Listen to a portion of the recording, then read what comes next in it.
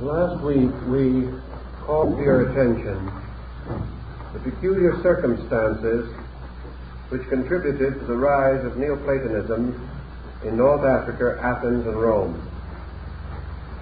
To very briefly summarize this situation, in order that we may use it as a further springboard, we must remember that this sect came into existence almost at the very time of the decline and decay of three great empires.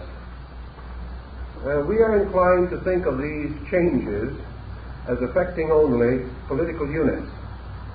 But as H.G. Wells so well pointed out, there is no great political change that does not profoundly affect the status of the individual. And although we do not always have an adequate account of the reaction upon private citizens, this reaction must be regarded as profound. And so we have a great school of philosophy, essentially mystical, rising out of the ashes of the three great empires. And as has always been observed in the descent of human institutions, there is an inevitable revulsion away from materialism whenever we have a marked decline in political conditions. As uncertainties increase, wars multiply, private problems mount, the individual turns inevitably to the consolation of his spiritual convictions. And as many historians and the literature of the time points out, the decline of these empires did not mean the total extinction of idealists. It did not mean that all Romans were corrupt, all Grecians decadent, or all Egyptians reactionaries. These large generalities cannot safely be applied to any group of human beings, because each individual has a nature of his own and may be an exception to any rule by which we seek to capture or define him. We have ample evidence at this time, for example, of the rise of a group of powerful idealistic institutions representing a desperate effort on the part of human beings themselves to meet the emergency in which they found themselves. And of course, prominent among these groups were those in Syria and the Lebanon, the Essenes, the Johnanites, the Therapeutae, and the groups of the Semitic schools and colonies in Egypt under the leadership of men like Philo Judaeus. We also have the tremendous rise of Gnosticism in Syria under Simon Magus and in Egypt under Basilides. We find the rise of a great restoration of learning in Greece under the ample leadership of Proclus, who has been called the Platonic successor. And in Rome, Plotinus, probably one of the most outstanding men of his time. I've told you many things about Plotinus, and I think perhaps you all know the story which perhaps best typifies his life. He lived in a decadent period of Roman history. He lived as a tutor and teacher of children. And whatever we may think of the Romans in those days of the debauched Caesars, we must recognize that they also seem to have realized the importance of honest men. For many Roman families left their entire estates under the trusteeship of Plotinus. At one time he is said to have held most of the wealth of the patrician class of Rome in his own hands, not for his own use, but because he was the executor of estates. Also, in those days when men's lives were uncertain, many approached him and asked him to accept the guardianship of their children if any evil befell them, and it often befell. And during the closing years of his life, it is said that Plotinus lived in the atmosphere of a kindergarten, that there were dozens of young people, hundreds in fact, under his care, that he worked with each one of them, that he assisted the young women to proper marriages and homes, that he established the young men in business, and that through his busy life of philosophy, he was never for a moment hesitant in turning his attentions to the needs of a nursing infant. And yet this man has survived to us as probably one of the most stupendous intellects of his time, yet known in his own day as one of the kindliest and most simple persons who ever lived. So in even these discordant and difficult periods, there was much true greatness, and much of it centered in the great rise of Neoplatonism. Neoplatonism, let us remember, was separated from the historical school of Plato by over 400 years. It also was deeply concerned with the Pythagorean problems, from which it was separated by better than 600 years. Thus, Neoplatonism cannot be said to be merely Platonism restated.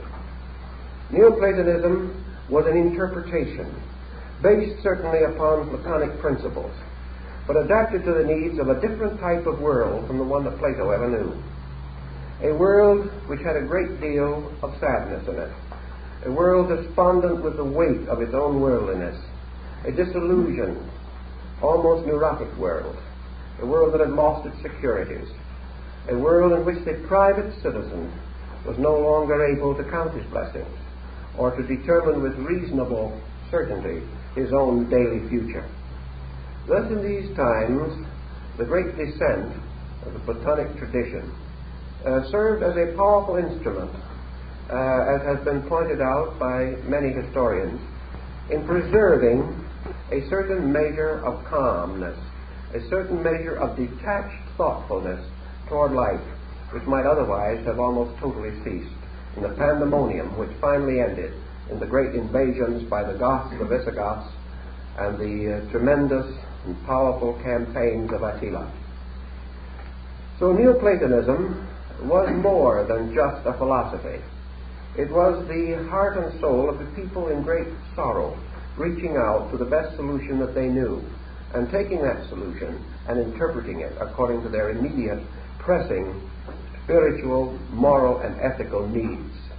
As one of the writers of the period points out, it was the doctrine which for many people, for many sincere persons, kept dream and hope alive, made it possible to face a universe which seemed terrible, but which had to be understood, and through understanding, man again restored his faith in both God and his fellow man. Now, as we've also said, the Neoplatonic school flourished in three general areas: Athens, Rome, and Alexandria. And it also, to a certain degree, spread through the entire Mediterranean area and through a good part of the Aegean area.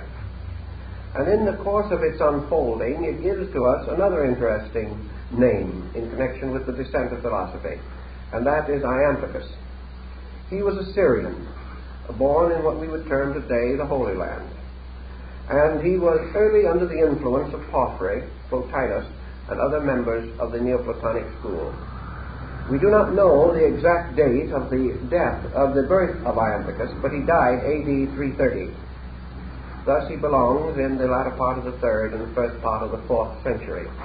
He preceded Proclus, who mentions him in his own writings, and follows after the great masters of the first Neoplatonic revival.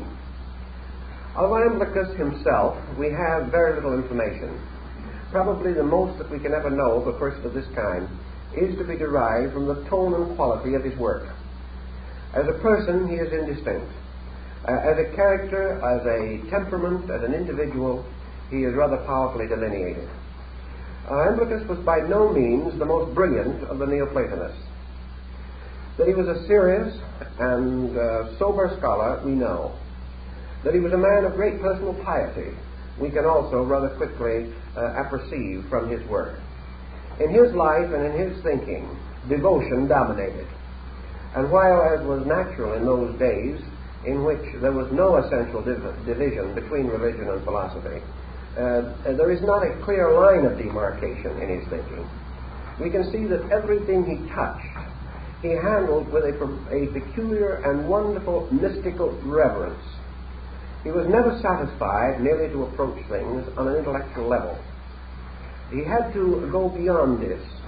Therefore, his name is particularly associated with one step or degree of the Neoplatonic ladder of development. I explained that ladder in general to you last week, rising from opinion through all the different degrees of intellect, and finally culminating or terminating at the upper end in theurgy. Iamblichus was one of the principal exponents of this mystery of theurgy, which has been likened by some Westerners to Grecian yoga. But this is not actually a proper definition. It indicates a lack of a critical consideration, because actually, while both of these disciplines seek a certain kind of spiritual exaltation, the concept of yoga and of the Neoplatonic theurgy, these concepts are essentially different. Of course, there is one point that I think we have to recognize in both schools, however, and that is that when we use the term, either in India or in Greece, of spiritual exaltation or the elevation of a spiritual condition, it is not to be interpreted in the sense or a meaning, in any sense of the word, personal aggrandizement. Because to them, all elevation, both in the East and West, was departure from personality toward universality. Therefore, no individual who attained to a high state could possibly establish the concept of personal possession of wisdom or knowledge. The entire concept, both of yoga and theurgy, is that the more the individual ascends, the more completely he recognizes the identity of life, the identity of the human need, and his own exceedingly humble place as a servant of common good. Therefore, ascent does not mean vainglory or self-aggrandizement. Ascent means the actual attainment of a level of internal realization in which the self is no longer important. This is clearly pointed out in no uncertain words by the Neoplatonists, and also is to be found in practically every ancient Oriental work dealing with the yogic or Vedantic disciplines. Now, theurgy becomes so important to Iamblichus that he devoted a very great part of his writing to this consideration. He had a school which was reasonably strong but did not survive very long, because all of Neoplatonism was gradually entering into a period of fierce persecution from which it did not survive as a sect, although it did survive in many respects to dominate practically every system of idealistic thinking from its own time to Ralph Waldo Emerson. In the Neoplatonic group founded by Iamblichus were a number of fairly brilliant scholars, and there is still some question today as to which one of these, or if all of them together, united to produce the text which we are interested in this evening. Its ancient title, as it first appears in known manuscripts and in the first incunabular printings, is Iamblichus on the Mysteries of the Egyptians. Now, this term would imply, apparently, that the work was by Iamblichus.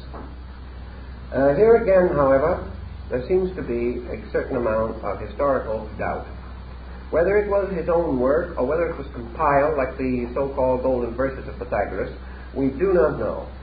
But certainly we do know from his other writings that it represents him, that it represents the attitudes, opinions, and beliefs which he held.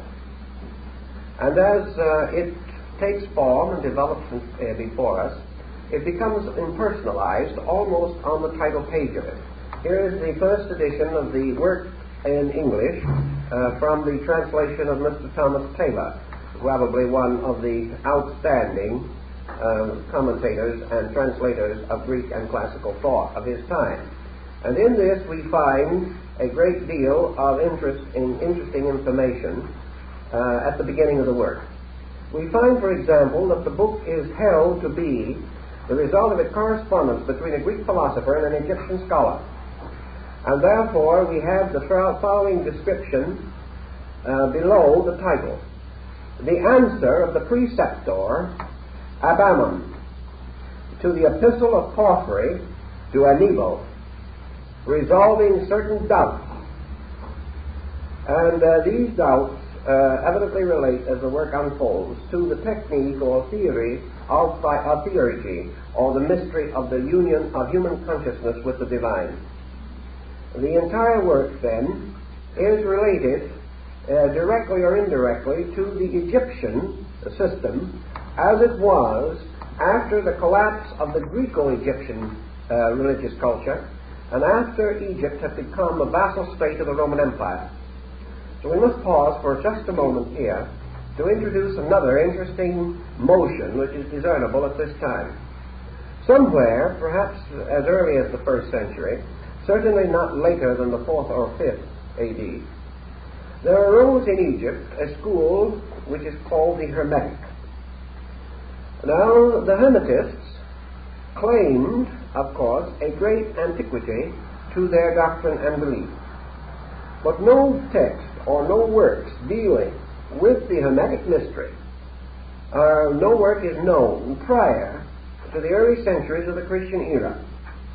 Like many other mysterious organizations, it seems to have assumed an antiquity or to have been based upon older records, beliefs, or traditions, but as a formal group seems to have risen about the same time as the Gnostics, the Kabbalists in the Syrian area, the Neoplatonists, and the Essenes and other mystical sects.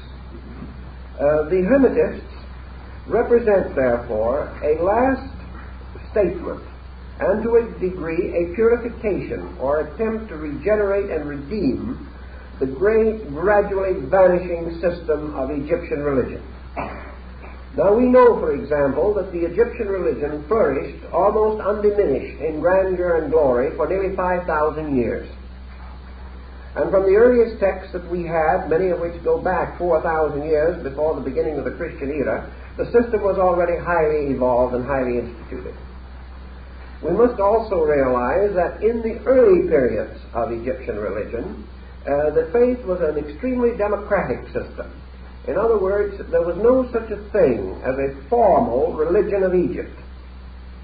We have to use a term, Egyptian religion, but it actually carries a consideration of probably 30 or 40 different faiths united into a grand pattern. But these faiths, each with an individual and distinct structure. The great common denominator of these faiths was in the person of the Pharaoh, who as priest-king presided over all the nomes or provinces of Egypt, and was to a measure the hierophant of all their mysteries. But with this general overshadowing concept, the religions of the provinces and states of Egypt were very largely local. And during the comparatively early period of this development, deities began to take shape in the nomes or provinces. At one time, for example, Amun-Re, who later became the supreme solar deity of Egypt, was merely the god of a very small province. The rise of the Osirian cult was comparatively late in Egyptian religion. And in its early development, Osiris was also a local community deity, not known outside of a very restricted area. The same was true of the mysterious deity Thoth. Thoth, the god of the writing table, seems to have been partly derived from the earlier Assyrian, Chaldean, and Babylonian concept, which was summarized in the deity Nebo. Nebo, there is a statue of him in the British Museum. On the base of the statue are these words: "What has been will be. I am Nebo, Lord of the writing table." Nebo was the keeper of the records.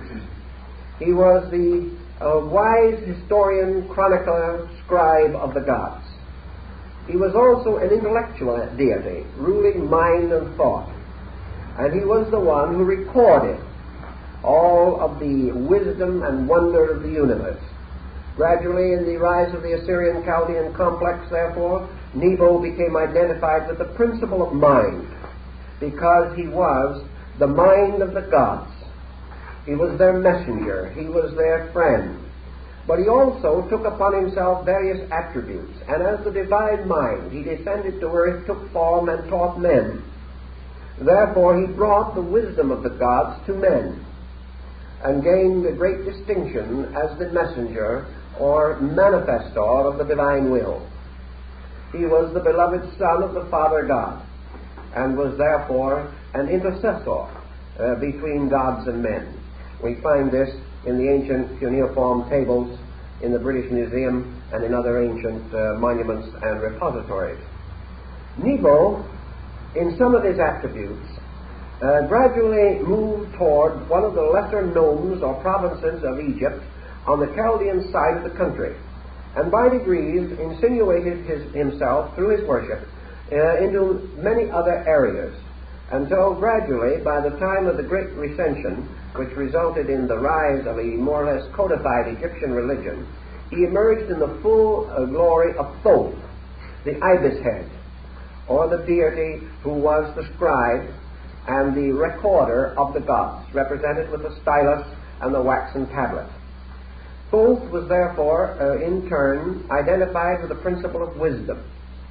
And as wisdom and as the scribe of the gods, as their messenger, as the ambassador of the deities to various parts of the world, he gradually came to the notice of the Greeks, who found him exceedingly similar to one of their own divinities. When the Greek hierarchy of pharaohs took over in Egypt under the Ptolemies, and under the splendid court of Ptolemy Philadelphus, the Greco-Egyptian complex of religion began to emerge and take particular form. And in this period there rose several deities that had previously been comparatively local, but because of their similarities or parallels with Greek gods, became more and more intriguing and interesting to the Greek hierarchy and the Greek principalities that arose in Egypt. These deities were, in more or less in order of importance, Thoth, Osiris, Isis, and Serapis. All of these deities show a very strong later Grecian influence. Of course, all of them were worshipped earlier, but usually not in the same way, or with the same legends, or with the same interpretation. The nearest to being an exception to this would be Isis, who was worshipped in much larger areas at an earlier date. But the great Osirian Isis and the cycle of legends which surrounded her in connection with Hermes and Serapis were of comparatively late date, but she flourished greatly in the last centuries of the Egyptian religion. In the transition from Greece to Egypt of certain philosophical doctrines, possibly post-Pythagorean, there is the transition between Thoth and Thoth Hermes. And little by little, the Egyptian Thoth came to be known even in Egypt as Hermes. As Hermes, he was still essentially the scribe in the Book of the Dead. He was still the messenger and writer of the gods. He was still the mediator between the gods and mankind. But by the time we come to the cycle covered by our story this evening of Lambichus and his work on the mysteries, Hermes had come forward and had eclipsed Isis and Osiris and Serapis. Hermes had become the principal patron of the late Egyptian restoration.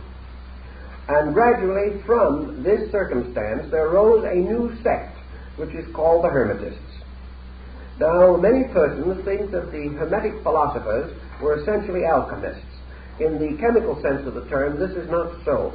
The original Hermetic teachings were very much closer to the Gnostic and the Essene, and the divine Pyamander, the shepherd of men, and the great dialogues and discourses of Hermes constitute a literature highly mystical, with a considerable amount of Gnostic and Neoplatonic influence, and also with borrowings obviously from the Kabbalah and quite possibly from the Far East, because your caravan routes were functioning at that time. The Hermetic mysteries, as we recognize them at this point, therefore, were highly philosophical, highly metaphysical. They related primarily to the regeneration of man and approached the subject very much on the same level as the Neoplatonists. The Neoplatonists mingled considerably with the Hermetic philosophers, and it is interesting to note that in the rise of the Christian church, which followed within 2 or 3 centuries of this date, that the only early pagans or neo-pagans that have been held in high esteem by the church and were never publicly attacked or defamed by the church, but were regarded as legitimate predecessors of the church philosophy were Plato, Hermes, and the small original group of Neoplatonists. These individuals were given particular consideration, perhaps because St. Augustine of Hippo, who was one of the first codifiers of Roman law under the Holy Roman Empire, was himself strongly addicted to these sects. In any event, the Hermetic teachings drifted into the early works of the Nicene and post-Nicene fathers, and there is very little conflict. In fact, these and the Platonic works were accepted almost without question and contributed very largely to the modification and structure of the early church. This is not speculation. The ante-Nicene fathers themselves explicitly state that this is so. And writing in the 1st and 2nd centuries, they should be in a reasonable position to know. This particular point then brings us now to the involvement of Hermes in this particular work. It begins with a sentence relating to Hermes in which the preceptor Abaddon, the Egyptian, explains that the wisdom which is herein contained, and now he is following the Hermetic story almost exactly, may be traced or was traceable to Hermes, the god who presided over language, and was formerly very properly considered as common to all the priests. He explains, for example, that the wisdom which he is going to unfold in this study of the mysteries is based upon the Hermaic pillars, which were probably buried or hidden under the temple of Sais in Egypt, where Solon claimed to have seen them as a result of a trip through a subterranean lake to an island under the earth, where the two pillars of Hermes, or as they are also alternately called by the non-Hermetist group, the pillars of Enoch, were said to have been standing since antediluvian times.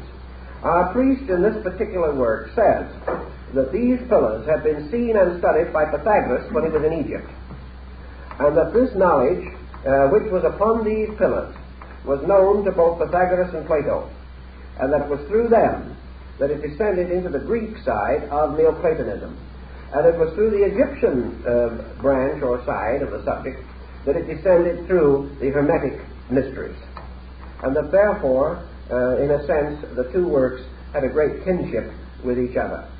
The general tone of this book reminds us of the opinion that was presented by Solon after his return from Egypt. Solon, who was one of the first great lawgivers of Greece, and the man who reformed the great problem of boundaries and ownerships and land, and was the first to make impossible the enslavery of man in Greece for debt. He was a great liberal and a great leader. Solon, returning from Egypt after he had sought among the Egyptians the information necessary to reform the Athenian law, Solon observed an incident that had occurred to him while he was in Egypt. He had been asking questions of one of the Egyptian priests, and suddenly the priest turned to him and shook his head very, very sadly, said, "Oh, you Greeks, why will you forever remain children?" In other words, perhaps it was a little bit of sophistry on the part of the Egyptians. We don't know, because every ancient nation believed its own culture was the best. But the Egyptians always regarded the Greeks as sort of perpetual adolescents. They were never willing to acknowledge that the Greeks quite equaled them in penetration into the great mysteries of life. And in this particular work, Lambichus, if he is following an original document, as is indicated, certainly picks up this particular problem. Because in the letter which is being answered to the priest was written by one of the Greek philosophers, and the priest, in answering it, nearly in every question and section, corrects the Greek. In other words, he does not agree with the Greek approach to the entire subject. Now, one of the interesting things about the section which is here, which deals with the subject of theurgy, is the principle involved. The book itself carries through on the subject of divination. In other words, the work deals theoretically and practically with the possibility of man receiving from the gods or from superior beings answers to mysteries, guidance, instruction, and whether it is possible for man with the aid of gods, or of powers, or of mysteries, or of secrets, to foretell the future, to know that which is to come, but most of all, to advance to the state of theurgy, which in this work is said to be able to foretell the everlastingness. In other words, to foretell, as the priest explains, not what will happen, but what you will be when it happens. And the Egyptian points out that this is the most important mystery, because anything that will ever happen in the future to you can only happen because of what you are. Therefore, to merely project the future upon the basis of our present state is to prophesy uncertainly, because we are not able to know even what we may desire at a remote time. So a man saying, will I fulfill my desire at a certain future time? And the oracle says yes.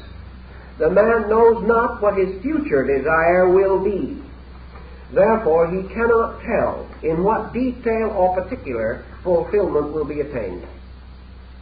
The individual, by virtue of the fact that he is forever growing, his destiny and his fate is not due, as the Greek and Egyptian priest says, to the mutations of the world, but rather to the state of the individual in the world.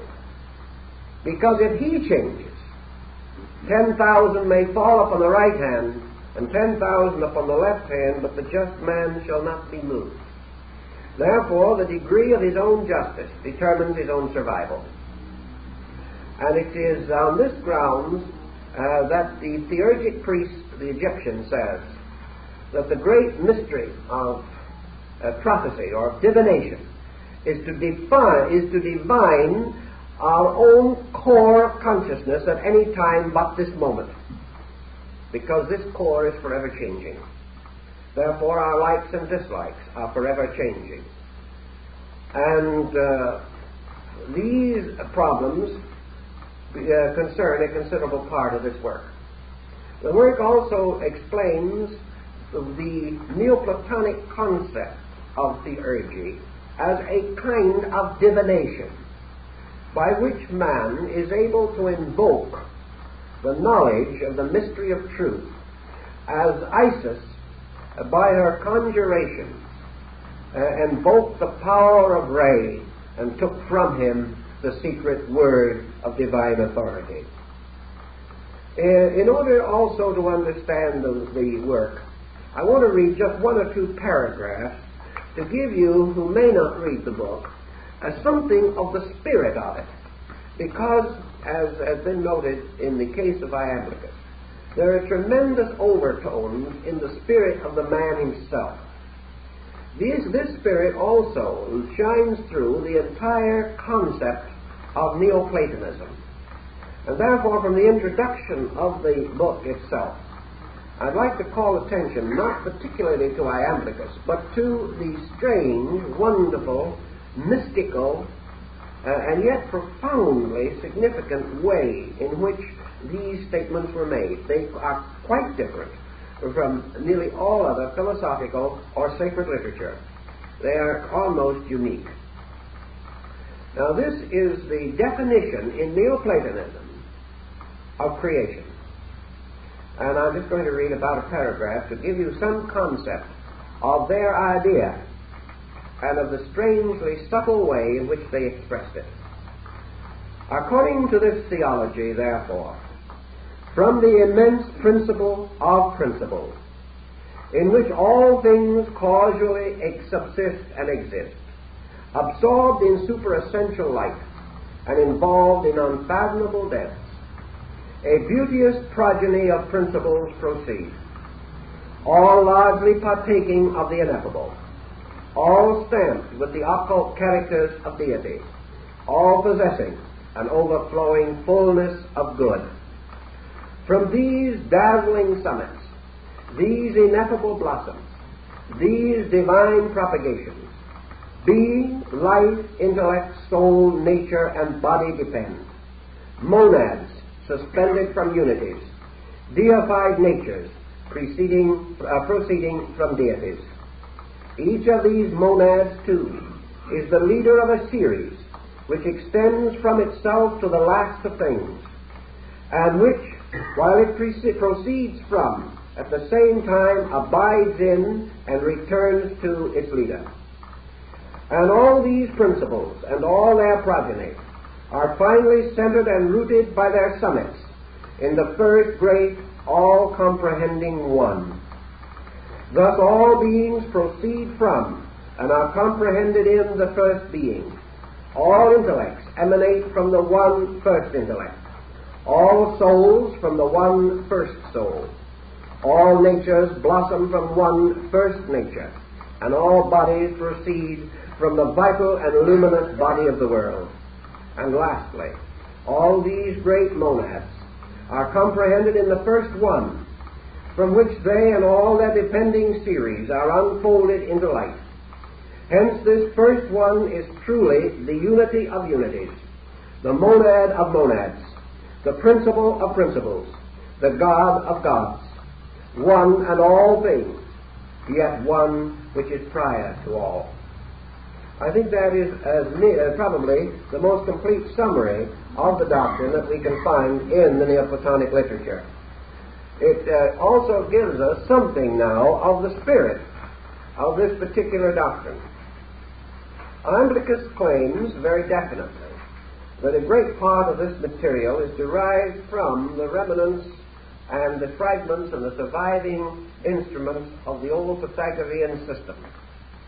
And he points out very definitely in this concept what he calls the concept of unity, which is more or less unfolded in this definition. These unities as unfolding or descending blossoms suspended from unity.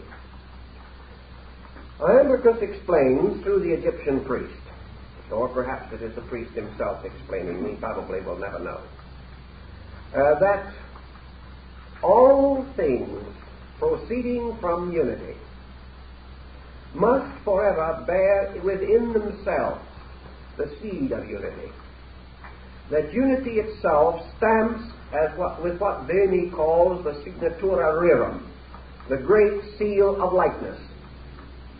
And that nothing can proceed from unity that is not itself a unity. Therefore, according to this system, all beings proceeding from primordial beings partake inwardly and eternally of unity, and likewise subsist in and forever remain within the body of all circumscribing essential unity. Also, Lambichus tells us that the proper and least, rather the most proper and least erroneous definition of the unity of unities, the principle of principles, is that it is the one and the good. It is the one because by unity man bestows the supreme sense of his own power to bestow honor. As his own consciousness and his own nature instinctively perceives the oneness to be the most honorable, to be the most ancient, to be the most inevitable. And by oneness or unity, he bestows the attribute or title of totality. Therefore, totality as one is the supreme being. The Egyptian then says that the term the good is peculiarly appropriate also inasmuch as it is the inevitable and natural instinct of all creatures to desire the good, to seek the good, and gradually through the unfolding faculties and powers which they gradually come to possess, to serve the good, to demand or require the life of virtue, and to honor the gods by the performance of that which is good. Therefore, by the one is expressed the nature and root of being, and by the good, the eternal, everlasting, never-ceasing yearning of all life for the experience of that which is its own ultimate, the eternal subsistence within the substance of the good. that all things that may be good, that man may be in himself good, and through his own goodness make good the world, and that when he achieves these ends, he is at the same time stating his highest religious conviction concerning the One, because he instinctively assumes that the great desire of the One, as expressed through creation, is for the realization, manifestation, and total fullness of the good.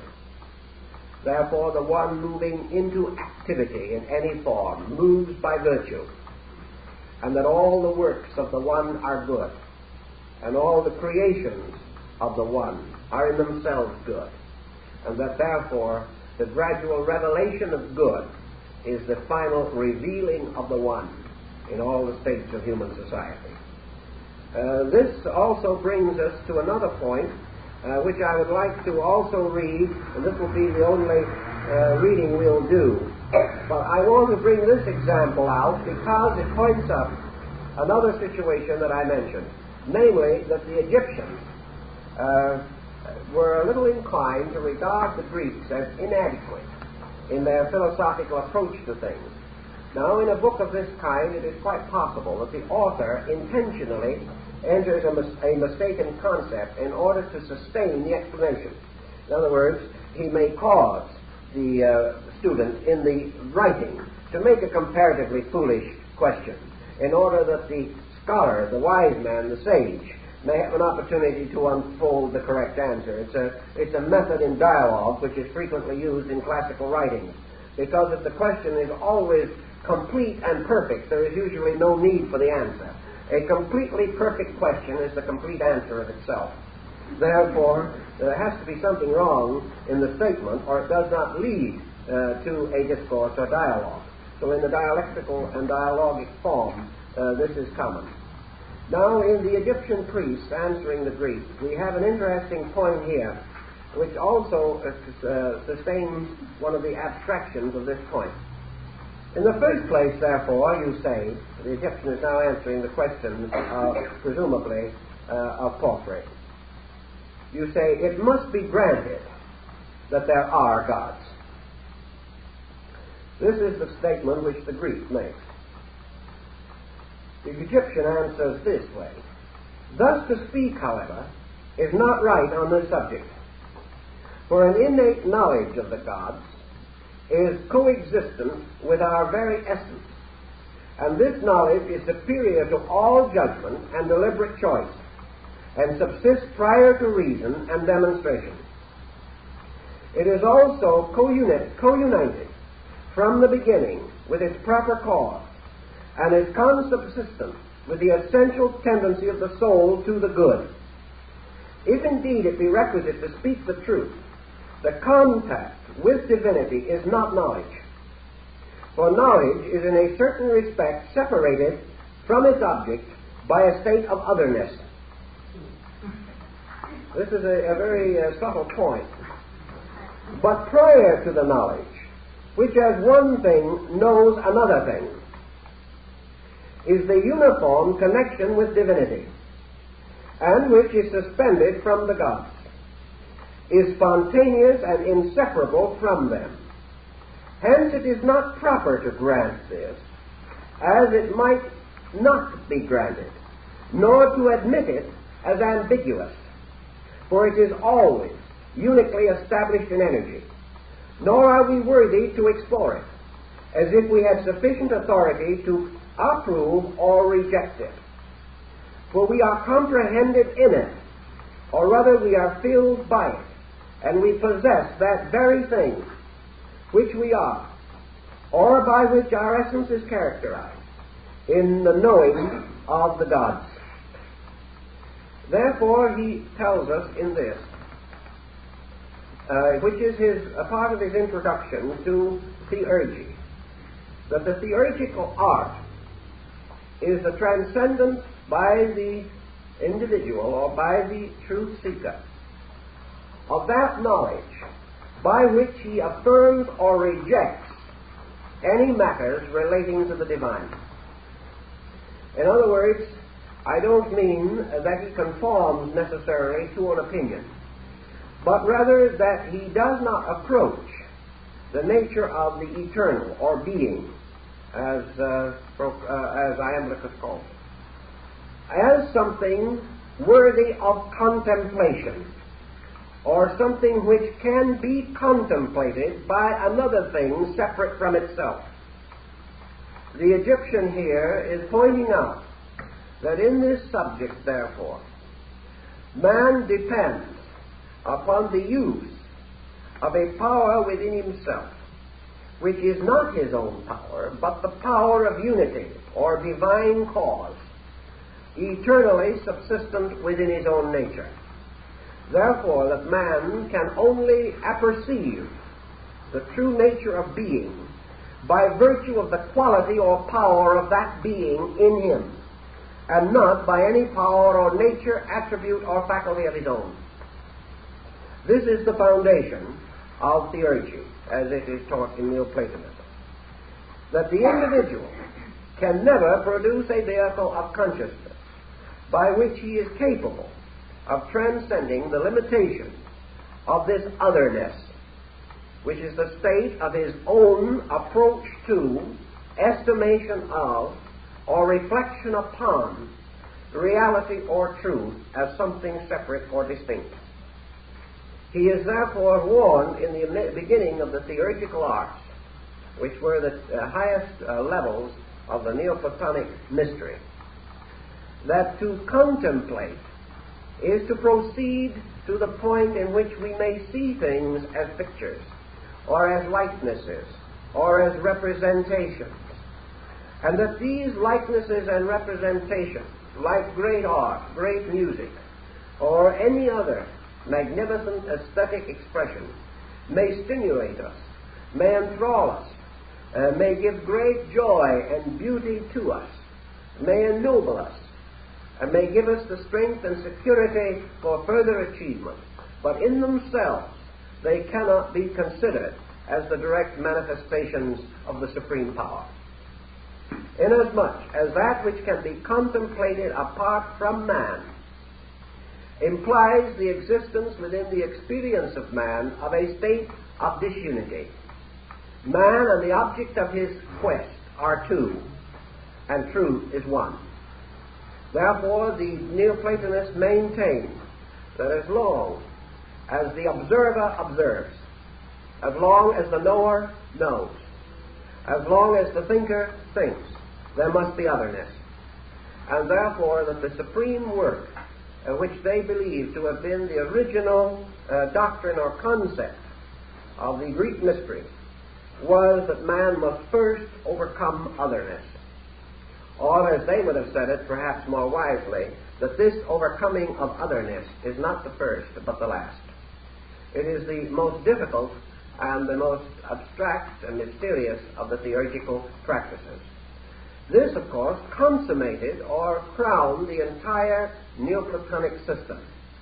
And all of their other disciplines, as Porphyry and Plotinus also tell us, all other disciplines were to prepare the individual to approach the mysterious state of non-otherness.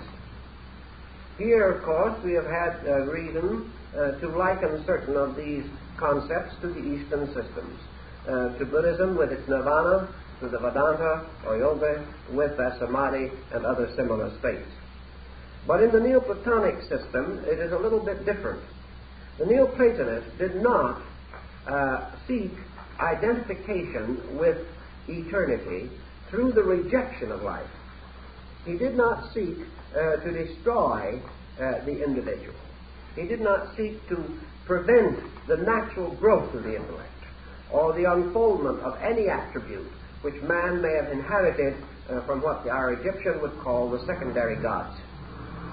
Other than that, the Neoplatonists made great stress and emphasis upon the individual achieving what they would term the philosophic life through the gradual, sequential transcendence of limitation. In other words, the great initiation rite was growth itself. and growth represented the individual's achieving and transcending, never evading or avoiding or seeking to escape. That there was no way through any problem in the long course of human experience except straight through. That the individual had to always have victory. For failing in victory, he failed in release. Any problem that is not completely solved must remain a terrible uncertainty in the consciousness of the individual, and he will therefore face it again and again. Not because the problem necessarily is so great, but because his own strength is not great enough. Thus, in the Neoplatonic system, man grew by exhausting the limitations imposed by every level of existence. This is precisely the burden of the divine Pymander or the shepherd of Hermes, in which the individual, the initiate seeking the mysteries, ascends through the orbits of the 7 planets, and at each of these orbits he transcends or solves the mystery of that orbit, until finally he attains to the empyrean and passes through the mysterious little door in heaven and comes before the throne of the Great One above the great crystalline sea, as described in the book of Revelation. A very large part of that magnificent scene in Revelation is almost word for word from the Hermetic books. In the Neoplatonic concept, therefore, we have the gradual experience of the individual moving from the sense of separateness or the sense of aloneness toward the sense of identity. To the Egyptian who writes this book, aloneness is the acknowledgement of the acceptance of diversity. The more completely the individual believes in many, the more completely he is capable of isolation. If he believes in 10 or 100 or 1,000, he is one of them. And they may all exist around him, and they may all press in upon him. Therefore, aloneness is the statement of the acceptance of the even or divided number, the representation of the individual's inability to recognize unity. And the Egyptian also points out that from the earliest points of man's existence, he has been moving from a savage isolation toward a gradual integration of a social structure in which he no longer experiences aloneness. Thus, in the archetype or in the divine pattern, even as the gods in their own motions move again towards the victory of re-identification, so man in his great migration through life is forever moving away from separateness and towards the increasing recognition of wholenesses. Lambichus tells us that these unities, which represent the roots or seeds which flow from or descend from primordial unity, that these unities are innumerable, and that man conquering diversity always does so by the discovery or the experience of some kind of unity. And he also, and later Proclus points out to us, that every experience of a unity is an illumination.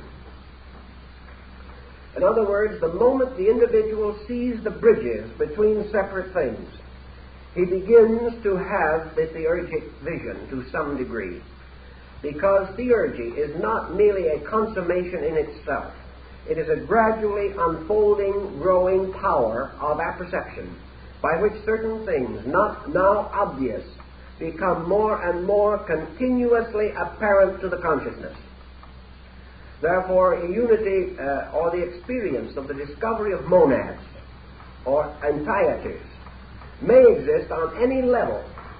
One of the old philosophers pointed out the fact that when a man takes a piece of wood, puts 3 legs under it, and makes a stool, that this individual has made a unity out of diversity.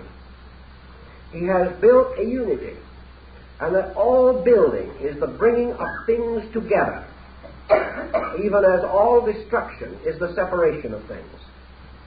Now, actually, the Neoplatonists did not believe in a principle of destruction. They believed that disintegration always occurs, that reintegration may follow on a higher level. But they did recognize that things may fall apart. And they also considered that things which fall apart pass from a state of growth into a state of decay. So that something that becomes decadent, that falls apart, that relapses, that no longer hangs together, that no longer has integration and purpose, this inevitably leads to decay and the final disintegration of parts. So that unity may be experienced in many levels of unity. For example, in art, we may have a unity of a small group of artists with a single purpose, perhaps a half dozen of them, come together for some particular project, thus forming an entity or an entirety. And following, as he expresses it, one of the older doctrines of Pythagoras, Lambichus points out that the moment a group of divided elements are restored to a unity, they are ensouled by a power. And that this ensouling power is derived from the numerical archetype of the universe. And that every number that is conceivable to man consists of two things: a monadal number, or a numeration, and an ordinary number, or the sequences that we know. Therefore, for instance, the number 60 is either a unit, 60, or else it is 61, the infinite diversity of its own number. In the grouping, as he explains it, therefore, the experience of unification releases archetype which exists in space. For every numeration or compound composed of the potential of numbers abides also in its own state as a unity. The recognition of the 10 parts is not the experience of 10. And the experience of the oneness of 10 is achieved in the life of man, according to Lambichus, through the voluntary cooperation of human beings who discover the old adage, in union there is strength. And that these unions create a oneness. When 6 men are of one mind, there is a oneness. And this oneness is an archetypal entity. And according to the Chaldeans, these archetypal numerical entities are gods. Or, if we wish to look at it otherwise, they enable, through a new body compound, to achieve a release of the common strength of the group. So in the story, as Lambichus expresses it, there are 2 ways of approaching this mystery. One is to recognize the possibility of achieving union in the otherwise, or in the otherness. In other words, that we may take blocks on a table and arrange them. We may take 10 tubes of paint and paint one picture with them. This picture is a unity. And this unity is really the instrument of an idea.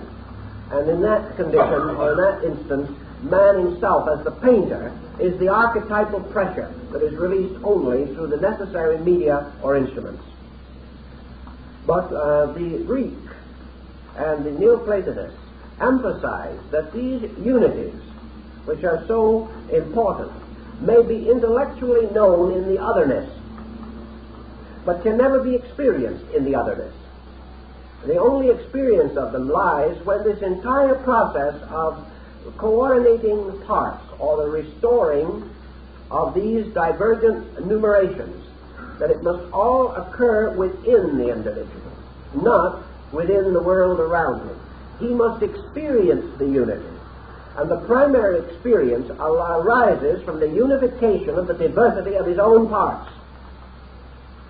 And that just as surely as evolution must bring him to the gradual unfoldment of his potentials, this law operates through the restoration of unities throughout his body, throughout his emotions, throughout his soul, throughout his mind, throughout his consciousness.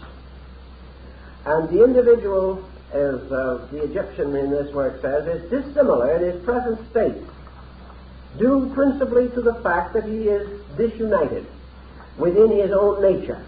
And that which is in itself divided cannot, in that state, have the experience of being united. It must attain to this experience. It must achieve it. And, of course, in the ancient rituals, the story of initiation, as contained in the Egyptian mysteries to which the old priest referred, was a series of pageantries, dramas, or symbols to impress this upon the neophyte or the candidate, not so much by things said as by things seen or heard, not so much by counsel but by mood, by the tremendous stimulation of some internal release of the individual, and a release that is made possible or made suitable by an experience. And therefore, the initiation ritual was totally different from instruction, because in the initiation there was an experience, a participation. There was not this mysterious interval of otherness. The candidate was actually doing these things himself. He was not hearing about them. And this is also involved in the mudras of Indian religion, because the hand postures, although they are symbolical and in themselves apparently trivial, represent the tremendous difference between learning, listening, reading, and even the simplest gesture of the hand in the actual act of doing. The transformation of a symbol into a living circumstance by the bestowal of internal energy. In this story, therefore, in the development of their level of theurgy, the Neoplatonists emphasized that the great art, the mysterious wisdom revelation which they sought, was not one thing, not one attainable mystery, but was a series of reversals of the involutionary processes by which greater and greater separateness became the burden of human life, and that by reversing this process, man gradually united the various elements and powers of his own nature, as Porphyry and also Sallust, and to a degree the Emperor Julian points out, that there is as yet no unity in man's sensory perceptions themselves. The eye sees with one purpose, the ear hears with another. Man cannot control his own faculties. He cannot focus them upon a one-purposedness. Therefore, it is perhaps a difficult but necessary thing for him to learn that all of these sensory perceptions are the servants and instruments of an apperceptive power superior to themselves. For as Plotinus points out, unity is always achieved upon a level superior to the diversity. In order to bring things together, in order to circumscribe or bring things within pattern, the individual must transcend their separateness, and from a superior state of awareness gather them in. He cannot gather them in directly upon the level of the confusion in which they are separated. This power to gather them in depends, therefore, upon a degree of theurgical insight that is greater than the diversity at any given moment. To achieve this theurgical insight, rationality is not invoked, nor is knowledge regarded as the solution. The solution is always through the experience of the superior. Consequently, the contemplative or mystical disciplines of Neoplatonism begin to assert themselves. The discipline is to use our words, more simple words almost, is to relax into the acceptance of the real, recognizing that diversity is essentially a state of knowing or a state of not knowing. That diversity for man is a condition arising from his own lack of insight. The primary problem is not that he shall increase in insight, but that he shall no longer increase in failure of insight. In other words, it is not so much in this concept that he grows as that he ceases to resist growth. Not so much that he knows more, but rather that he begins to experience that which is eternally available in knowing. These terms, even as the old books themselves tell us, very soon become exceedingly complicated. inasmuch as the appropriate name for an experience cannot be found. Once it is experienced, it needs no name, and when it is not experienced, it is useless to name it. Consequently, the problem of the true degree of experience can only be approximated intellectually. And the intellectual approximation is not the attainment of it. The attainment of it lies in the theurgical concept that it must be lived. It must completely and totally possess the being. And the power of man to possess this insight lies not essentially in himself, but in the archetypal eternity of oneness, which is at the root of him and within which he exists. Therefore, man's eternal pattern of growth arises from the inevitable impulse of diversity towards its own reunion. And man is on a flowing universal stream that is moving inevitably in this direction. If man resists this motion, he is miserable, he is sick, he is disordered. If great collective parts of mankind resist this motion, they are inevitably destroyed thereby, or at least frustrated and injured. It is therefore the resistance to that which is true or real which is regarded as the greatest handicap.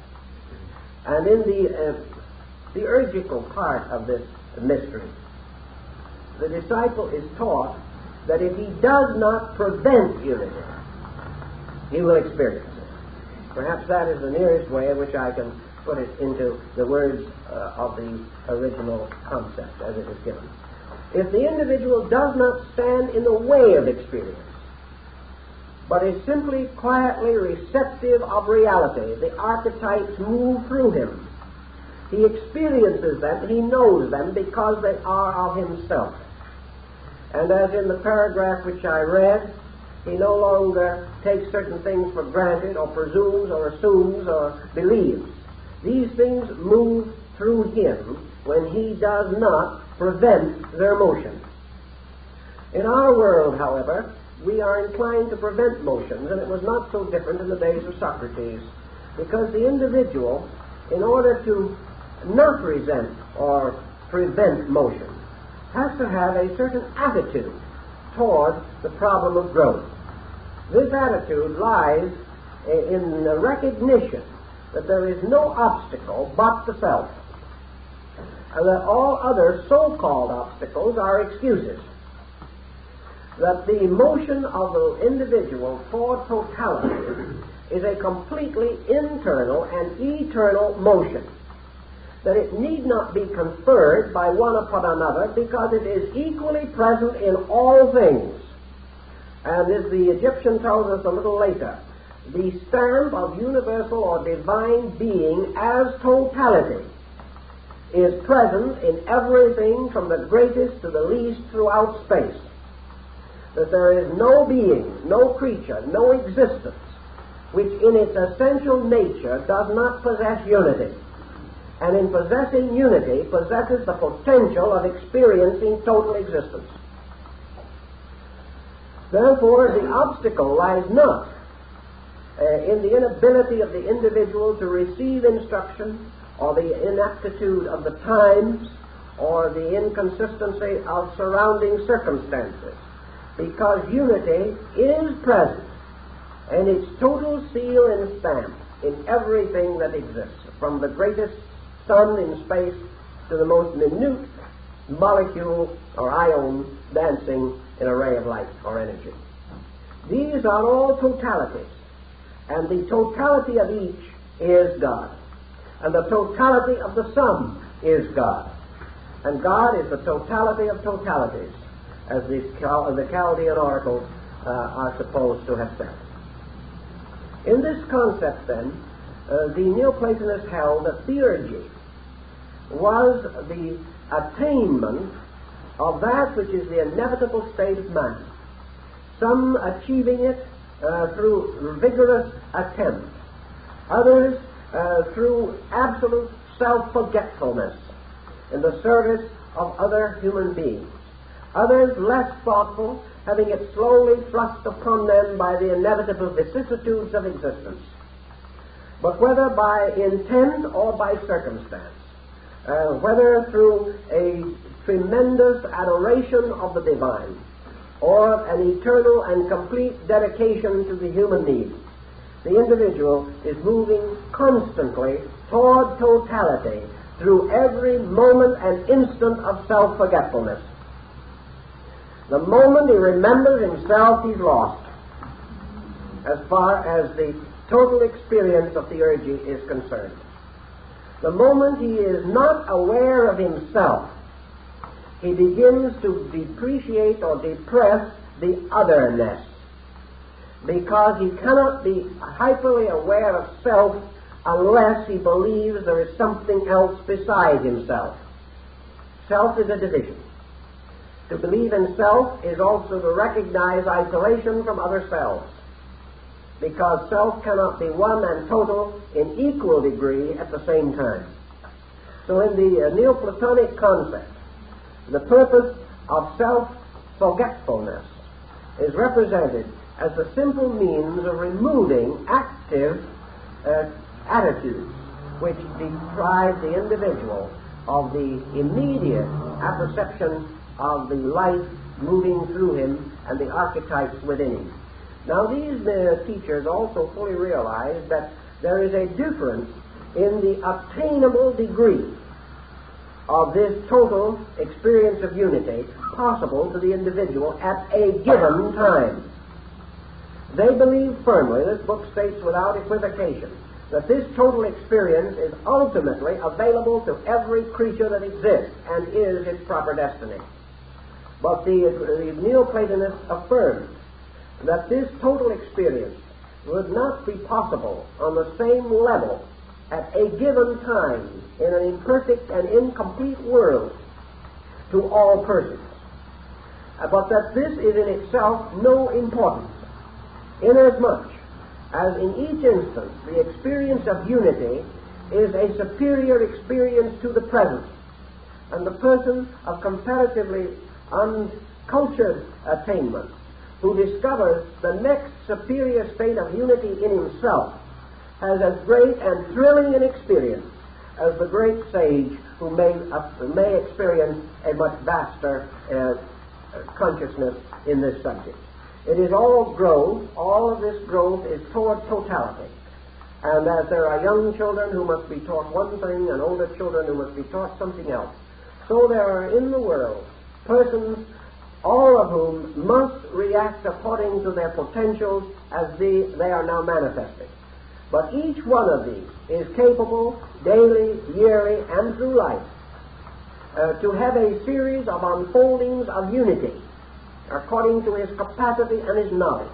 The carpenter, the shipbuilder, the clerk, the professional man, all of these individuals are capable of gradually unfolding sense of oneness, of identity. Perhaps the physician may first of all begin to recognize a certain unity between himself and the great need of a suffering mankind.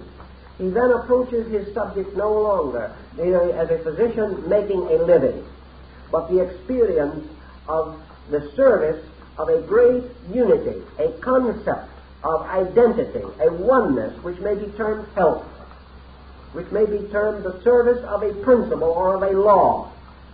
And if the physician actually is sincere and is devoted to his cause, the practice of his profession and his faithful service of others will give him an experience of divine unity through the God Asclepius, which is the monad of God as healing and of health. Therefore he discovers the healing power of the archetypal law through his own ministry. Through whatever we do, we release some indication of the patterns or the great mathematical radiant blossoms described by Plotinus, suspended in being, the wonderful geometric snowflakes of inflexible and inevitable law, which are forever pressing themselves upon creation. To experience these laws, to know them not by the mind, but through a living in them and with them, a gradual possession by them, so that the unity becomes the total or wholeness of the person, So we have Plotinus saying also that each individual, as he grows, presents a sequence of totalities, which is himself. And it is this thing he calls himself that bears witness to the totality he has attained. Because whatever real growth he achieves is not upon himself, toward himself, or for himself, but is himself, as part of the unity of the divine power or monad which is at the root of his own existence. Thus, in all of these procedures, theurgy, as it was taught by the Neoplatonists, comprehends the gradual elimination of otherness and the gradual acceptance of an identity with this gradually unfolding reality. Now, these people lived in times and under circumstances in which world and world's situations were contrary to their deepest and dearest convictions. Thus, perhaps, we may see the reason for the tremendous emphasis which they place upon certain of these principles, an emphasis which we find again, of course, in Sallust, in the Gods and the World, and in the hymn of the Emperor Julian to the Mother of the Gods. In these great works, these Neoplatonists pointed out conclusively the transcendent importance of this theurgical mystery, inasmuch as no tyranny of a decadent state could in this way touch the person who possessed the true understanding and the true motive. That it did not require any assistance other than the complete and abiding faith of the individual in the total aspect of universal good. That it was a complete faith in the immutability and inevitability of archetypes that was the final and complete defender and sustainer of the inward life. Either the inward life is sustained by absolute law or it is not. And the Neoplatonists insisted that it was. Therefore, those who break the law, nationally or individually, must ultimately meet a reward or a compensation suitable to their needs, a punishment which is in itself a lesson, and therefore contributes to the ultimate release of the reality through them. But the decadence of worlds and the collapse of cultures could not touch the great archetypes, because these archetypes do not depend upon any human institution for their manifestation. They depend only upon the absolute release, like a blinding flash of eternal radiance, the absolute release of total being through total creation. And that this total creation is gradually achieving this end. Reading one time one of the dialogues of Julian, I happened to go to a motion picture show where they have slowed down the growth of a flower. Or rather, I guess in this case, they speeded it up. In any way, it made it seem as though the flower moved, because they made the camera, they slowed down the camera, and in that way made the film appear to transform the plant into an animate thing. In other words, they took a single frame, only so many minutes, so maybe so many hours apart. And then when the sequence was run, it seemed as though the flower opened with a burst of light. And I couldn't help but think of Julian's meditation relating to the problem of the world, in which he says, or points out, that at any given time, under any given circumstance, there appears to be no motion toward this wholeness. That there is no appreciable time in which we can say, this is the day of great rejoicing. That each generation, each day seems to pass, and the great plan is neglected and ignored, and the otherness prevails. But he also points out that in the great other dimensions of human consciousness, this is not true, and that like the changing the rate of the camera suddenly transforms a very slow process into an immediate apparent process. So actually, this tremendous motion is going on, but it is so slow that we do not notice it. But in the great unfoldment of the blaze of eternity itself, this motion is probably, in reality, far more rapid than we realize. This bursting through of totality, the complete conquest of otherness by reality itself, was to these people, these philosophers, the condition most greatly to be desired. And in the practice of theurgy, as we have said, they taught certain cathartic disciplines, disciplines of purification, disciplines of instruction. They believed in teacher-student relationships, not because the teacher was wise or the student was foolish, but because of an experience. That the experience of relationship, the individual who could learn to follow the teacher, could sometime learn to obey God.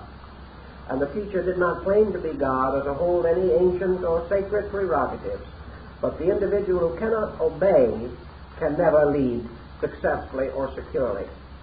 So all through their disciplines they set up patterns, not for the sake of forms, but for the sake of enriching or strengthening the inner character and attributes of the individual.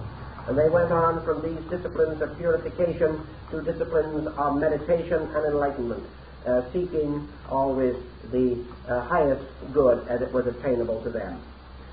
One modern writer who was not particularly favorable to these older philosophers, as is often the case, however, did summarize one statement not long ago when he said, "Whatever we may say or think, we cannot question the magnificent ethics promulgated and taught by these people, and ethics which probably is one of the highest in the history of philosophy, because these people made so much of the fact. In fact, their whole philosophy was suspended from the one fact that philosophy was not a way of thinking. Philosophy was not an accumulation of knowledge. Philosophy was an experience of life." So the quotation, "Make philosophy thy life," not the subject of analysis or concentration or something of that kind alone. The ethical structure of the Neoplatonists, therefore, is of some advantage to us to know exactly how they proceeded in their general contemplations. They held on the religious level that the greatest possible good was to discover the oneness, the complete indivisible wholeness of all human religions. That all religions, great and lesser, enlightened and unenlightened, represented degrees of the human quest for totality, for wholeness, for escape from otherness into the sphere of reality. Therefore, their absolute patience with all religions, and at the same time, their very sincere and definite desire to assist the release of the highest ethical and moral principles within these different religious groups. Plotinus says they held philosophy to be a great discipline of the mind, by which the mind could be brought to that realization of the reality of universals, that they might, or the mind itself, might then abide in perfect childlike faith in the realities of eternity. Like Socrates and Plato, therefore, the mind prepared the individual for the perfect faith, hope, and love, because it proved to him the kind of a world in which he lived, and enabled him to trust his eternal destiny without hesitation, without reservation, without mental limitation, to the infinite keeping of the infinite good. Of morality, their doctrines would be as high as any that we have today. And for their general code, they were greatly indebted to the great Egyptian negative confession of faith, which they were able to contact, presumably, through the Hermetic mysteries. And of course, the Egyptian negative confession of faith is probably the greatest moral document on earth. It is a document so incredible that we wonder that the Egyptian could accept it or even formulate it under oath, because it is a type of thing that would be almost impossible for modern man to live up to. And yet it was not only inscribed in the mortuary rites, but because these rites were of the highest significance, the individual, in order to escape the implications of this, would have to stand prepared to perjure himself in the afterlife before God. And it is a little difficult to imagine that he would dare, under the existing state of his religion, to assume such a thing. It is not often that we see a complete statement of this as we find it in the early Hermetic works, but for the original contains over 300 sections and constitutes an incredible moral code. But I remember 3 or 4 thoughts in connection with it, which were moved into Neoplatonism to become the basis of what they call the philosophic life. For as I believe, if I can correct, it was Proclus who said, philosophy is nothing more than doing good. And then he adds, and to do good exhausts the power of philosophy. Because everyone in the world desires to do good, but very few know how. But in the event, the negative confession of faith includes such statements as the person standing before the great God, and with all the gods of the balance before him, surrounded by the rulers of the quick and the dead, in the great hall of Amentet, and the soul of the deceased addressing Osiris of the double empire, plumed and robed. The soul says, never during my earthly life did I say an unkind word about any person. Never in my life did I bring injury to the living or the dead. Never did I covet that which was not my own. Never did I raise my voice against my friend or my enemy. Now, if you go through 300 clauses of that caliber, it must have been a little difficult to get into a mental. Now, of course, we can say that nobody ever lived that way, and that such a code is inconceivable. Granted that the Egyptian did not, but Plotinus and the Neoplatonists would point out a very simple thing. It was that power which was without otherness that made him dream and hope that he could. In other words, this code came from the eternal root. It came from something perhaps so great within himself that he could not even live it. He could never really transcend his own frailties to that degree. But it was this root beyond otherness that made him hope or dream that such virtues could be, or even to recognize such conduct as a virtue, because all men have not. It was also this root within him which made him dream of a time to come in which such a code could be real, and men could live this way. So it was, as Plotinus points out, proof that the supreme preceptor, the grand hierophant of all mysteries, the teacher of teachers, lies in the total being of the individual himself. That in proper need, in proper humility, in proper grace of spirit, man becoming still and learning through stillness to know, could bridge the mysterious otherness and find the eternal root and core of all good, all beauty, and all truth locked within his own soul. And that this great road past the otherness was the road of contrition, of dedication, of devotion, service, and love. These things were greatly known by these people. And I suppose there is no group of philosophy in the Western world that made as heavy an emphasis upon human regard, friendship, affection, love, service, as this Neoplatonic school. To them it was one of the essential disciplines of their religion. Something not to be discussed, not necessarily to be advised, not even to be advocated, but simply, naturally, and without reservation to be applied. Not to be considered as a virtue, for Plotinus felt definitely that man's growth is not to be considered as a virtue, but as the simple expression of an eternal necessity within himself. Man is not to be complimented because he grows, because growth is his natural way. And it is when he does not grow that he should be distinguished as in some way different and inferior to the order of life to which he belongs. Therefore, his growth is his fulfillment, his natural and reasonable course of action. And on this ground, he is here to fulfill, to develop, and to perfect himself. Plotinus says that during his lifetime, he was on 6 occasions elevated into theurgic identity with a blessed being. He tells us that this particular mystery is not to be explained, but that during these exaltations of consciousness, he was able to experience fully the complete meaninglessness of himself. That he was able to discover and experience that truly he was a word spoken by an infinite power. That in himself he was nothing, but that the great God in him did the work.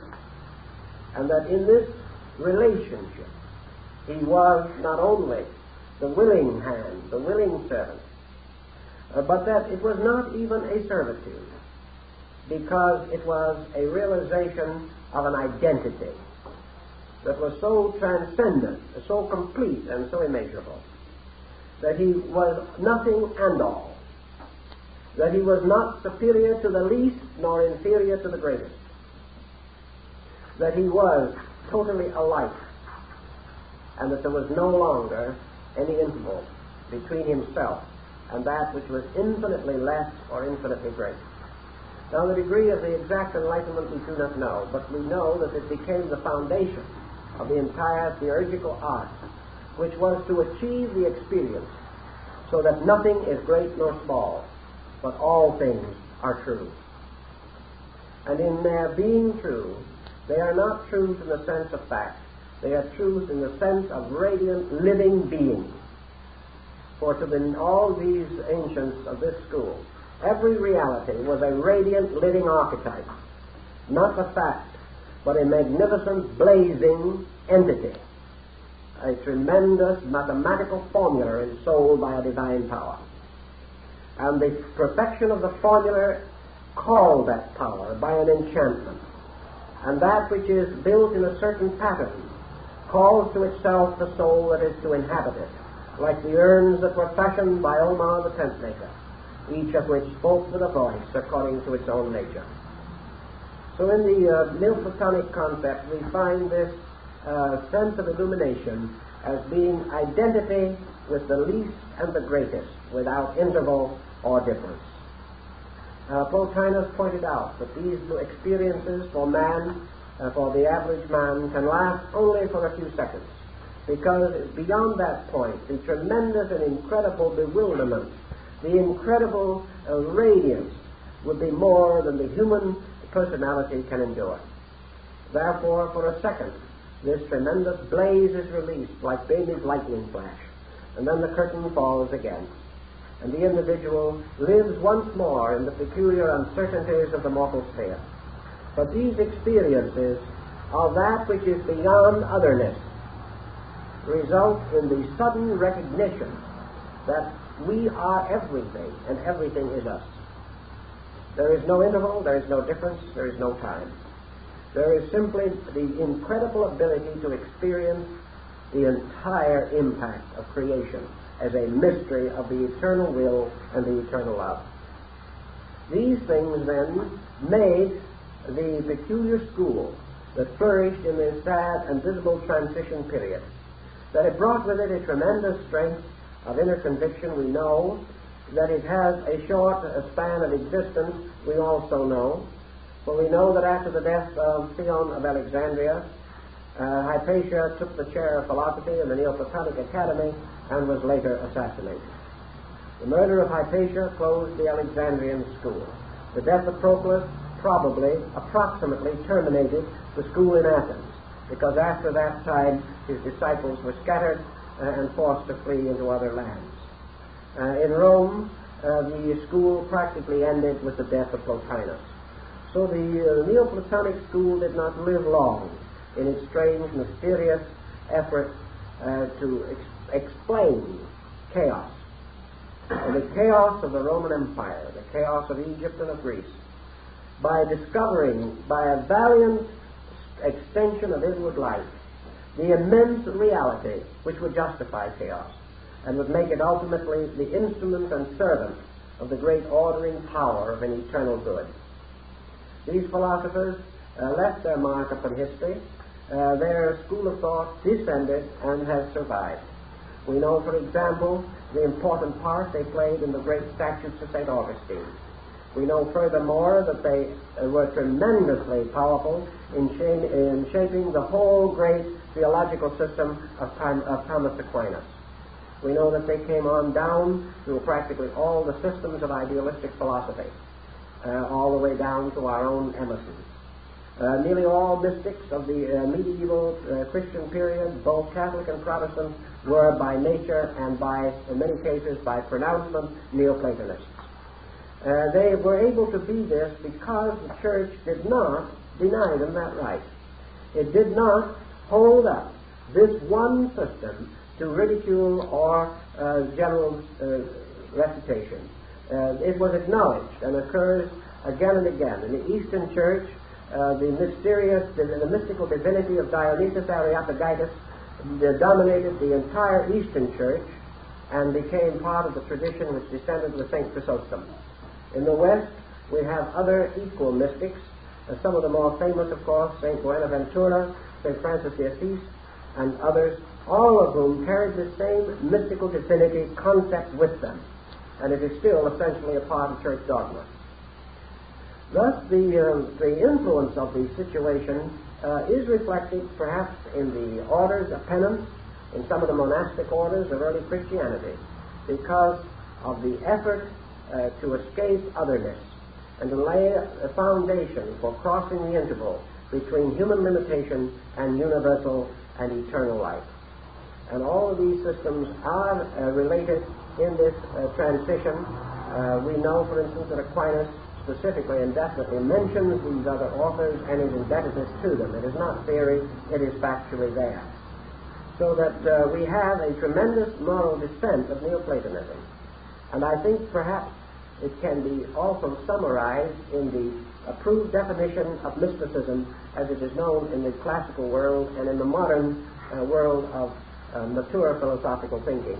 And that is, mysticism is the belief or the conviction of the availability of the presence of the divine, and that the individual, seeking within himself and unselfishly and impersonally desirous and solicitous of inner instruction, will receive it, and that this instruction is possible because of the omnipotence, omnipresence, and omniactivity of the divine power, which is without boundary or limitation, and is the supreme or tremendous unity, and is the tremendous archetypal impulse behind all creatures seeking wholeness and seeking to return again, like Ulysses, to their own far distant native land. And as we go on with this series, we will also have a little time to consider the wandering of Odysseus and other phases of this subject, and Porphyry's cave of the nymphs, and Socrates, Apuleius on the god of Socrates. We will mention them in connection with other things. But I think perhaps this will give us a little picture of the contribution that was made by the work of Lambichus on the mysteries, which is the basic concept on which we have been working tonight, the concept of theurgy. And we will pass on in the next instruction to another phase of Neoplatonic discipline. And thank you very much.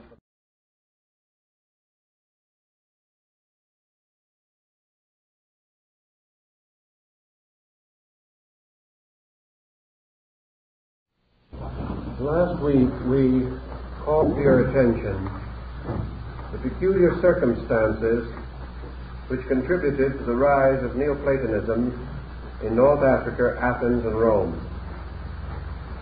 To very briefly summarize this situation, in order that we may use it as a further springboard, we must remember that this sect came into existence almost at the very time of the decline and decay of three great empires. We are inclined to think of these changes as affecting only political units. But as H.G. Wells so well pointed out, there is no great political change that does not profoundly affect the status of the individual. And although we do not always have an adequate account of the reaction upon private citizens, this reaction must be regarded as profound. And so we have a great school of philosophy, essentially mystical, rising out of the ashes of the three great empires. And as has always been observed in the descent of human institutions, there is an inevitable revulsion away from materialism whenever we have a marked decline in political conditions. As uncertainties increase, wars multiply, private problems mount, the individual turns inevitably to the consolation of his spiritual convictions. And as many historians and the literature of the time points out, the decline of these empires did not mean the total extinction of idealists.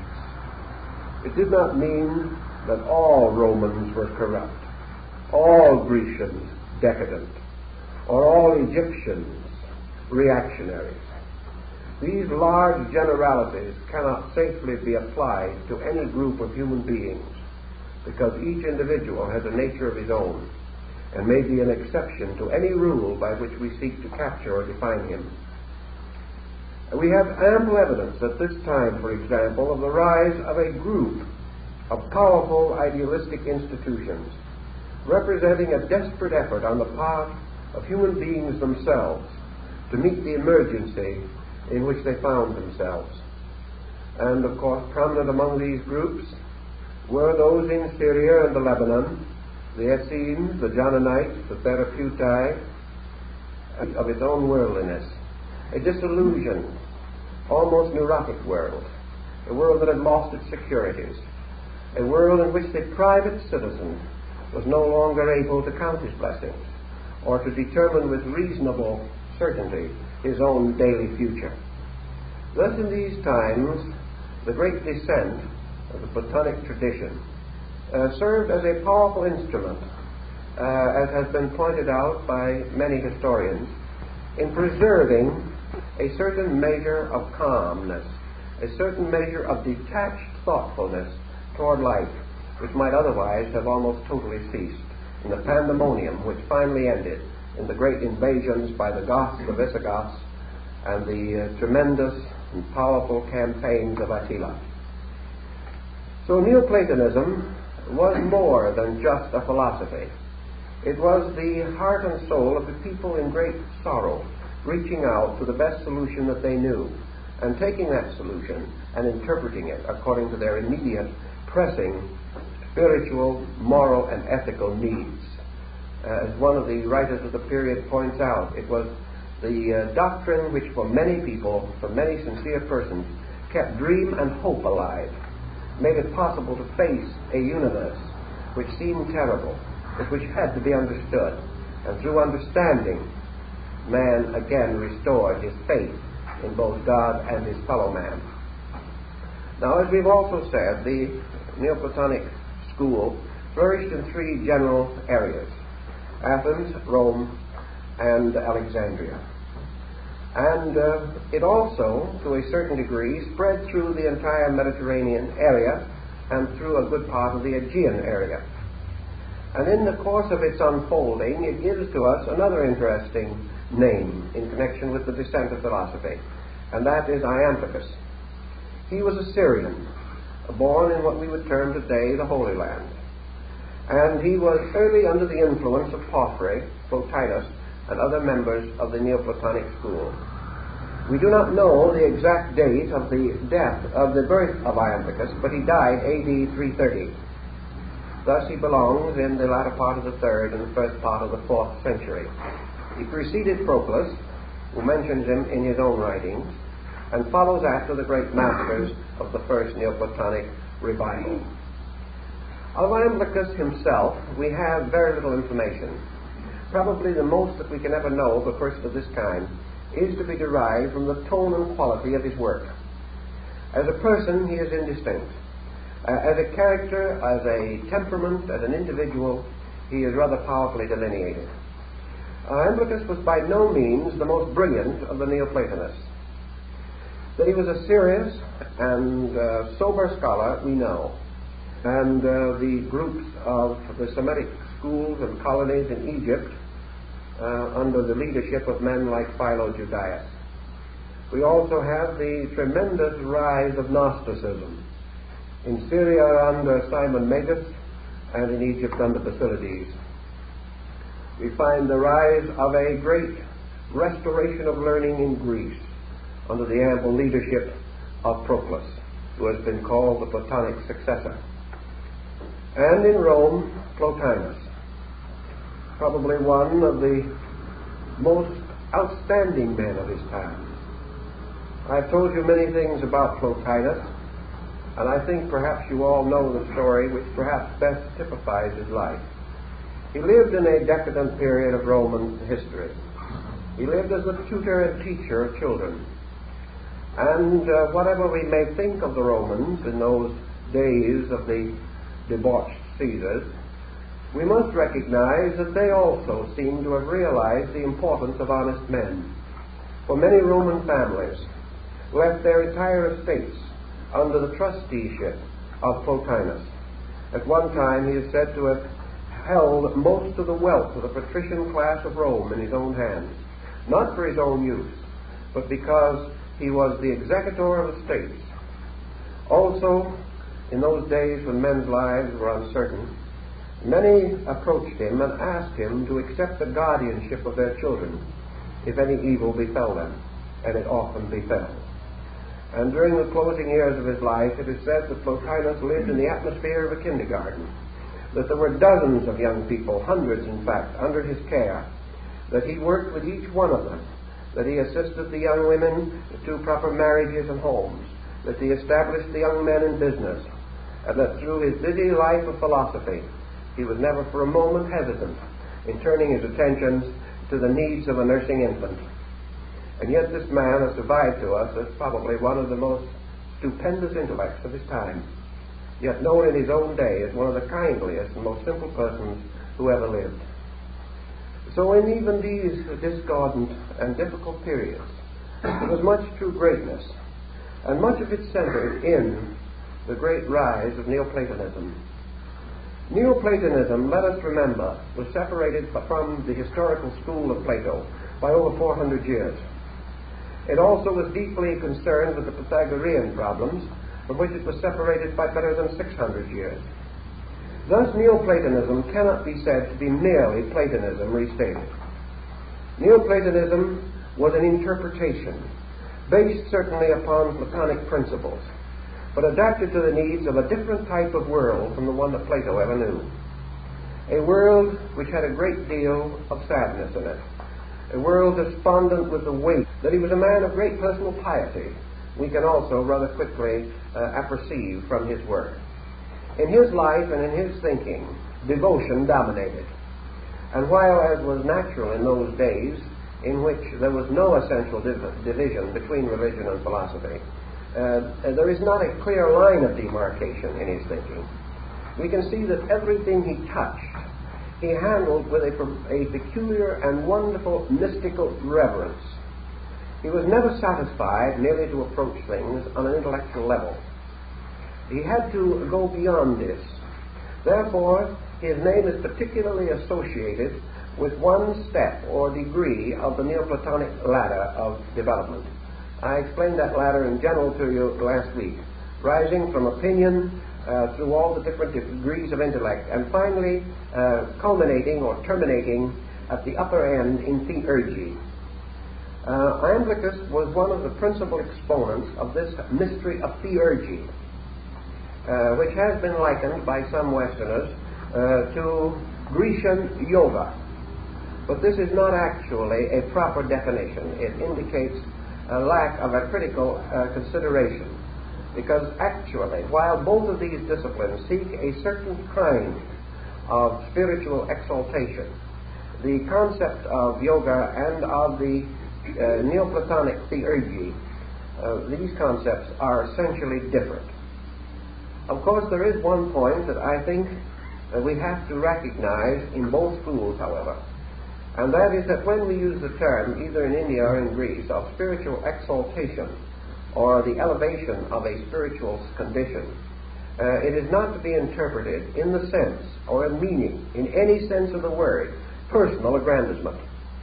Because to them, all elevation, both in the East and West, was departure from personality toward universality. Therefore, no individual who attained to a high state could possibly establish the concept of personal possession of wisdom or knowledge. The entire concept, both of yoga and theurgy, is that the more the individual ascends, the more completely he recognizes the identity of life, the identity of the human need, at his own exceedingly humble place as a servant of common good. Therefore, ascent does not mean vainglory or self-aggrandizement. Ascent means the actual attainment of a level of internal realization in which the self is no longer important. This is clearly pointed out in no uncertain words by the Neoplatonists, and also is to be found in practically every ancient Oriental work dealing with the yogico-Vedantic disciplines. Now, theurgy becomes so important to Iamblichus that he devoted a very great part of his writing to this consideration. He had a school which was reasonably strong but did not survive very long, because all of Neoplatonism was gradually entering into a period of fierce persecution from which it did not survive as a sect, although it did survive in many respects to dominate practically every system of idealistic thinking from its own time to Ralph Waldo Emerson. In the Neoplatonic group founded by Iamblichus were a number of fairly brilliant scholars, and there is still some question today as to which one of these, or if all of them together, united to produce the text which we are interested in this evening. Its ancient title, as it first appears in known manuscripts and in the first incunabular printings, is Iamblichus on the Mysteries of the Egyptians. Now, this term would imply, apparently, that the work was by Iamblichus. Here again, however, there seems to be a certain amount of historical doubt.